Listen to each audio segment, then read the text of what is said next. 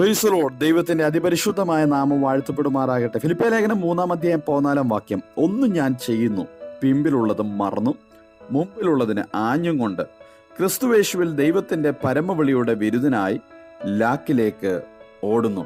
ഈ ലോകത്തിൽ ജീവിക്കുമ്പോൾ ഞാൻ ആരാണ് എന്ന ചിന്ത നമ്മെ ഭരിക്കണം. നമ്മുടെ സ്ഥാനം എന്താണ്?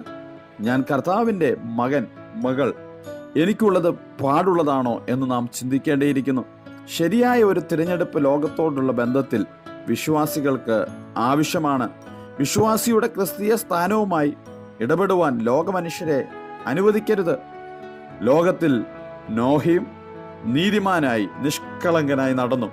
ഹാനോക്ക് ദീർഘകാലം ദൈവത്തോട് കൂടെ നടന്നു എന്ന തിരുവചനം നമ്മെ പഠിപ്പിക്കുന്നു. ഇവർ രണ്ടുപേരും വിശ്വാസികൾക്ക് നല്ല മാതൃകയാണ്.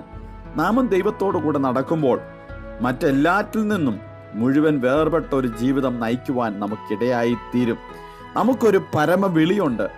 ആ വിരുദിനായി നാം ലാക്കിലേക്ക് ഓടേണ്ടവരാണ് എന്ന് നാം മനസ്സിലാക്കുക. വിശ്വാസികൾ എപ്പോഴും എല്ലാ വിഷയങ്ങളിലും സത്യത്തിന്റെ പക്ഷത്ത് നിൽക്കുന്നവരായിരിക്കണം. സത്യം സംസാരിക്കണം. ശരിയായ വേർപാട് നമ്മുടെ ജീവിതത്തിൽ ഉണ്ടായിരിക്കണം. രണ്ടു വള്ളത്തിൽ നാം കാല് ചവിട്ടി മുൻപോട്ട് പോകുവാൻ പാടില്ല. അത് അപകടകരമാണ്. ജഡമോഹം, കൺമോഹം, ജീവനത്തിന്റെ പ്രതാപം, ഇങ്ങനെ ലോകത്തിലുള്ളതെല്ലാം പിതാവിൽ നിന്നല്ല, ലോകത്തിൽ നിന്നത്രേ ആകുന്നു എന്ന് തിരുവചനം നമ്മെ പഠിപ്പിക്കുന്നു.